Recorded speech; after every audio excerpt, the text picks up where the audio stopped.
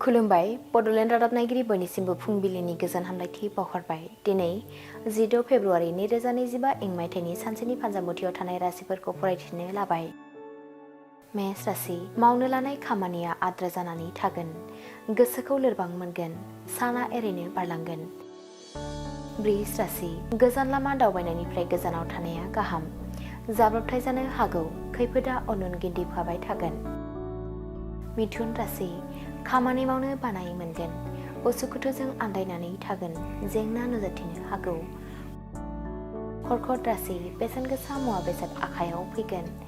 गावनि लुबैनाय मुवाखौ मोनफुंनो हागोन। गोसोखौ गोजोन मोनगोन। सिंह राशि दाय मावनानै गिनाय सोमजिगोन। गावनि सायाव गाज्रि मोनगोन। गोसोआ गोजोन गैयै जागोन। कन्या राशि गोबाव समनि उनाव आंगो लोगोखौ लोगो मोननो हागौ। गोबां बाथ्राफोरखौ सावरायनो हागोन। मोजां सम बारहोनो हागोन। तुला राशि साख्रि मावग्राफोरनि थाखाय साना गिलुं गिलुं जागोन।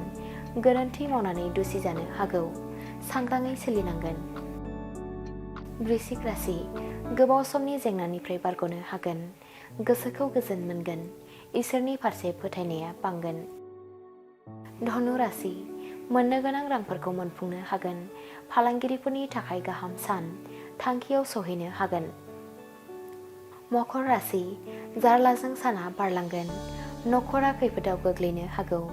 बिमा बिफाया दुखु दाहा सैनांगोन। कुम्भ राशि आंगो लोगोआनो खैफोदाव खोख्लैनो हागौ।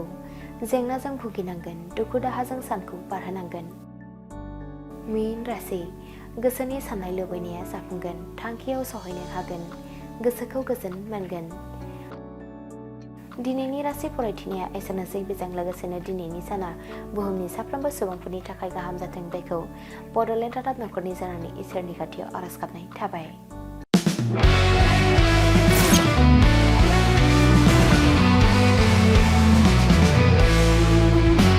नोंथांनि जिउआव जायखिजाया खामानियावनो हेंथा नुजाथिदों नामा? गोब्राब नाजासेयावबो जिउआव जाफुंसारनायखौ मोननो हायाखै नामा? जुदि नोंथाङा बेफोर बायदि जेंनाफोरजों मोगा-मोगि जानांदोंब्ला बे खेबनिफ्राय जिंगासिनांगौ गैलिया। मुलुग दरबाराव तन्त्र मन्त्रनि थाखाय बयनिख्रुइबो मुंदांखासिन थावनियानो जादों मायां।